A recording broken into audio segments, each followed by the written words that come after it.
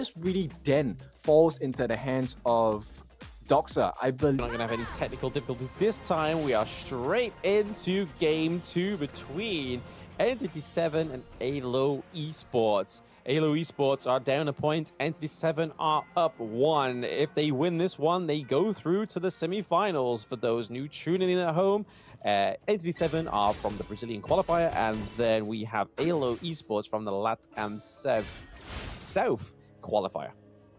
Yep, so right off the bat, both teams have identified that we need to win the Clash lane. And so far, it looks like it is Entity 7 still storming their way through. Yeah, already going for like that level 1, level 2 engage right up into the Clash lane. We have Byron pretty much onto the side of the blue as well. So Nine Norvis really showing that he's an aggressive player in this Clash lane. And it's really nice to see that there's some Clash laners out there that are just trying to put some pressure onto the enemies. Yeah, the dominance is pretty clear here. Vaquita gonna just sidestep that Ocean of Tears along with the flowing. It's why Entity 7 is placing so much emphasis on the Clash lane, right? They want to take attention away from the farm lane, and that's exactly what they have successfully done thus far. Now, we're gonna see a Vanguard. He's gonna start approaching these the jungle camps on the side of AYLO. I think they managed to steal away that Husk Boar camp as well. Yeah, these little bits of camps that they're taking away for their sides is just going to be cutting up the supply chain to the Organ, which is going to be a detriment to the side of AYLO Esports, right? We're already seeing there that the Yuan is trying to share some of the gold in the mid lane just to try and sort of cipher and gain that gold lead when she can. And right now, she's ahead by 200 gold, which isn't a lot, but if that kind of momentum sustains and that tempo continues, then it could be trouble for AYLO. Yeah, Nine Norvas already establishing a clear lead here. He might have a level advantage if he's able to take this jungle camp away. In the meantime, Vermont struggling to keep pace with a Vanguard at this point. Yeah, you're not going to get gold sat under that T1, right? That's the only problem. So just trying to clear that minion wave just to make sure there's no priority there. But just look how fast Yuan is able to just take that minion wave. And all that time, you can see Byron and Lady Jen just helping themselves to Vermont's jungle. And that's not right. He's just waiting. Yeah, they're just waiting for that perfect opportunity. No first blood just yet. Will not get it through this play. But nonetheless, they might force Vermont to back out. Because if he's a little bit too aggressive, he might get taken out in an instant. Yeah, I just find it crazy how overstepping Entity 7 are, right? They are just not scared of going into the enemy jungle. They're just like, you know what? We've got Yuan, we've got Byron. We can do so much damage and sustain so much right now. And then Suits just going with that same kind of really touching a little bit more of the late game centric heroes and draft. And now let's get back straight into it. And right away, aggression from a Vanguard. They want to keep eyes onto this Crimson Golem. Will not get the steal. Vermont actually gets it. But now finally some attention being put onto the farm lane. Yeah, even though there was a pause, the pause in tempo for the side of Entity 7 is not paused. Yep, he's gonna come in, and here we go. That's the perfect combination. The time-lapse coming in as well. They're gonna force out the infinite vastness. They got what they came for, which is to get a kill. It doesn't matter who it lands on. Now they're gonna be able to clear the wave, and Roba Elmas is gonna be stuck in no man's land 1-on-3. They're gonna try for the dive. Arashi lands that time bomb. Can he get more? He's gonna try and flash out. Not gonna work on the side. And Roba Almas, you can run, but you can't hide. Entity 7, they take no prisoners.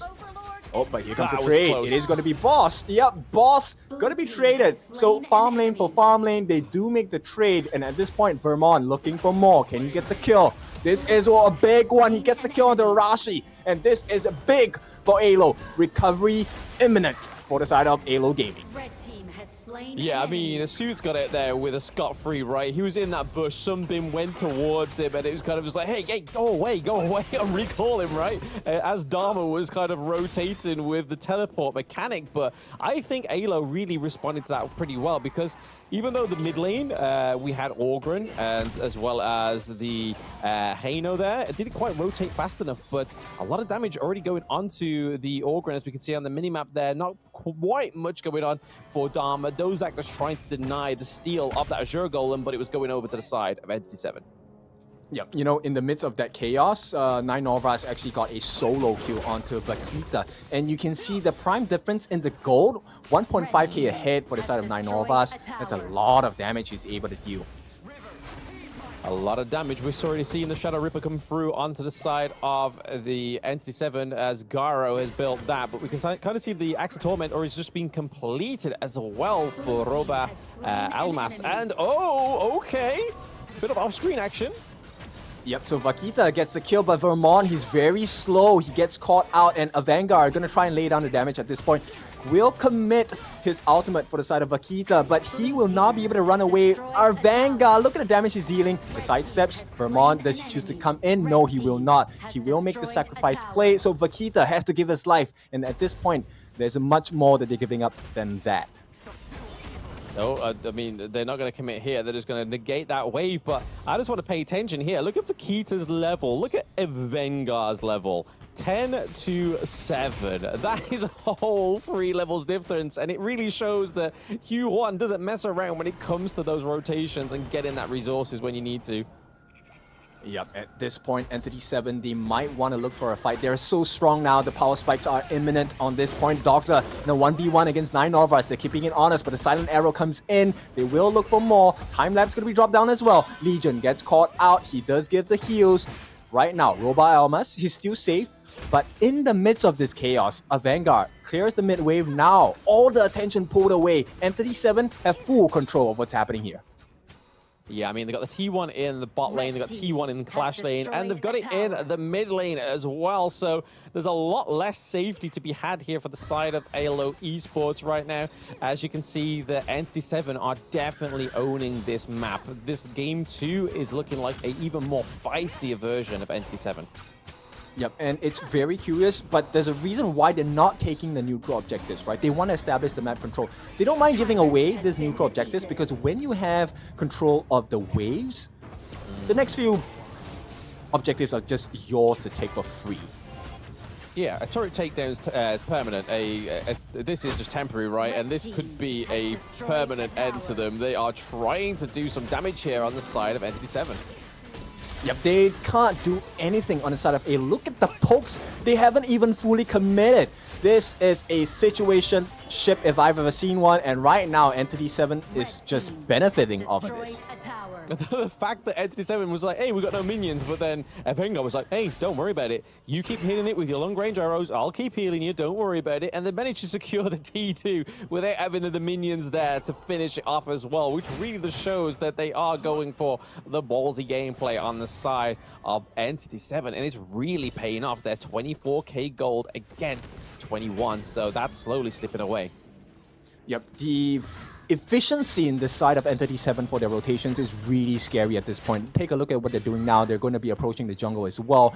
And at this point, AYLO can only stand by and watch. That's why I said they will give up that neutral objective. Here we go. Once again, 9 Norvas in the middle of 3. The team does not care. They want that T2 in the bottom. They will be rewarded with it. Will they want to take the fight? That's the big question. Yeah, I mean, the minion wave's getting negated here as well, so they still have a minion wave pushing towards the side of AYLO Esports as well, looking to cut off that Crimson Gold, and it does go over to Garo, but okay. Okay, Suits gets taken down, but it's a sacrifice play. Can they get more? Here comes the knockback. The truth hurts, and at this point, Vermont, they have found the opening. Can they get more? It is paramount. They get a kill here. 2 kills is not enough as AYLO, they're looking, but they will not find anything. Entity 7, they walk away. Just a little bit of hurt, but they are still in the lead. Yes, no pain, no gain. And AYLO Esports finally gets a little bit of a foot in the front door. It's just, is it a moment of time until Entity 7 just slams that front door shut, or are they actually going to be able to pry themselves into it? Oh no, Vaquita gets caught out once again. Time-lapse going to be dropped down. That's a huge ultimate gone. And the fact that he's still alive, that's going to be good. But he did not have access to his Fate Rewind, so this is a bit concerning for the side of AYLO. Yes, no worries in sight at all for Entity 7. They're just waiting. They're brewing up this next team fight, right? They've only dropped one T1 against AYLO Esports, and that's not a lot when you can think about it right now, going into this 10th minute where the Shadow Vanguard, the Shadow Overlord and the Shadow Tyrant come through as well, just in 5 seconds time. Will they focus this neutral objective, especially the Overlord? It looks like it seems, just so they can further their initiative to get into that base.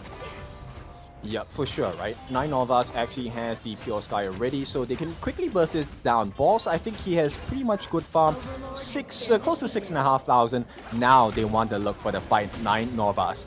Looking, poking, prodding, waiting for the opportunity. They will not look for the steal here. Will they actually go for it? I'm not sure who takes it, but at this point, it doesn't matter. The fight is happening. It is going to go into the hands of AYLO, but can they escape? That's the big thing. 9 Norvas tries to go onto the back lines, gets caught out. Here we go. That is going to be the Pure Sky activated. At the same time, they get the return kill. Very nice, but they're all so low on the side of AYLO. Can they make it out? Oh, for Almas will not do it. It is going to be a kill for the side of Entity 7, and finally, it is going to be the real pressure. Entity 7, they're staring them down in the face. Nice catch. That's a big one from Doza. They get a killing spree onto Vermont. This could be the one that changes the whole fight, but at this point, 9 Norvas, he is just too much to handle on the side of Entity 7. Nobody's able to deal the damage to him. They survive, but AYLO lose so much in this process. Yeah, I mean, that 2-1 trade, right? That definitely seemed like a lot more of a brutal engage between both of these teams. A big brawl, but only coming out with 2-1 trade for the side of AYLO Esports. Yes, they're able to pick up the Shadow Tyrant, but now they've still got to face off towards the Shadow Vanguard as well. It has fallen, but it does mean that they're able to try and get further into the higher ground turret there, but again, we had a struggle there from 9 Norvas not being able to get in where he needed to. I can imagine that being quite frustrating. Yep, it's a deal with the range, right? End of the day, 9 Norvas, he didn't want to overcommit, didn't want to commit the flash as well, unless it's a guarantee. Now, on the flip side, AYLO, I think it falls a lot onto Vakita here. If he's able to land a Scepter of Fate, it's going to cause a lot of problems. But so far, not possible yet. Yeah, I mean, we saw him use the Scepter of Fate into the phase check there as well, so that did really well to try and get some intel for his team. 9 Norvas gets the flash in. He forces out the Infinite Vastness. This is a big fight for the side of Entity 7. Can they get more damage here? A Vanguard going to go in. Does not commit the ultimate just yet. And here we go. That's the big burst. 9 Norvas gets the kill onto Vakita. Now the damage over time, the peel is non-existent. And at this point, AYLO, here is the consolation prize. They're going to try for the split push on the top. Not going to work out too much because at this point, it is a 3,000 gold lead. Entity 7, full control still. Full control still, but we do see the Ogrins manage to get the Eye of the Phoenix, and okay. Yep, they're gonna try again this time. Conductor of Souls not yet committed on Vermont. He's falling a bit low. The Garo is just making it work. The boss, he lays the pain and gets the kill onto Legion as well. The tank is no longer here. The Ming will not offer the heals, and at this part, Robot Almas, he needs to be extremely careful about his positioning. Yeah, the only problem they're going to have here, AYLO Esports, is the fact that they're going to be starved of all their jungle, and it's really showing here. And there may be a potential engage with this minion wave coming into the farm lane. Yep, there's no way for them. That's a catch by Doxa, but at this point, it doesn't matter. The killing spree, nobody gets to lay hands onto Boss, and that's a huge problem for the side of AYLO, but Entity 7 love it. They're looking for more. Silent Arrow going to be laid down, but there's still more waves crashing down. I think at this point, they want to take a break. Entity 7 still keep doing the macro plays that they're trying to aim for here on AYLO Esports. We could still see a potential turnaround. Yeah, but Vermont now being chased down by 3 different members. He's going to be right in the middle, caught in no man's land. Path of Passing going to be laid down, but here comes the ultimates. Going to be laid down as well. Destructive Deluge. Can the team come and save him? Legion looking for the opening. Conductor of Soul is going to be dropped down as well. Ooh. No kills just yet. Does he survive? He does. And this is a huge win for the side of AYLO if they don't lose anyone else. But 9 Norvas, he's looking to make a difference here. It's staring them in the face. 1v5. They will back out because at this point, the neutral objectives are up.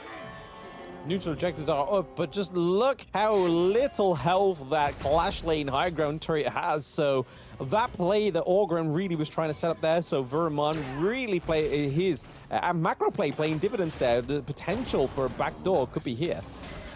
Yep, this is a critical moment, right? They have to be really careful about it. At this point, Vanguard, he's going to keep eyes on the path of passing. Hang on, he actually walks into the middle of 9 Novas. 9 Novas going to lay down the pain as well. He gets a killing spree. Entity 7, this is the opening they've been looking for. Here we go, another one, force field suppression. And it's a rampage coming up for Boss, and he wants more. Vanguard coming in, has expended the ultimates, and we're already no more utility available as AYLO. This is the last stand, but this is all they can do. The stand is no more. Entity 7 march on to victory with a clean 2-0. Yes, congratulations.